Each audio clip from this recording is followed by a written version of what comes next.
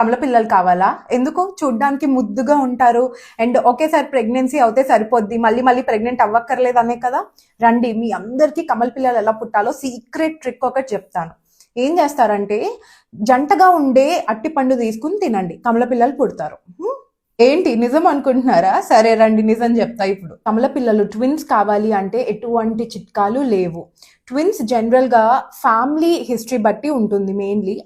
Mainly mother side ఫ్యామిలీలో twins ఉంటే మీకు కూడా ట్విన్స్ పుట్టే ఛాన్సెస్ ఉంటాయి. జెనెటిక్స్ మీద డిపెండ్ అయి ఉంటుంది. ఒకవేళ మదర్ ఏజ్ కొంచెం ఎక్కువ ఉంటే ట్విన్స్ పుట్టే ఛాన్సెస్ కొంచెం పెరుగుతాయి. అండ్ ఒకవేళ మదర్ ఐవీఎఫ్ ట్రీట్మెంట్స్ కానీ ఇన్ఫర్టిలిటీ ట్రీట్మెంట్స్ లాంటివి తీసుకుంటే ట్విన్స్ పుట్టే ఛాన్సెస్ మీకు ఉంటాయి.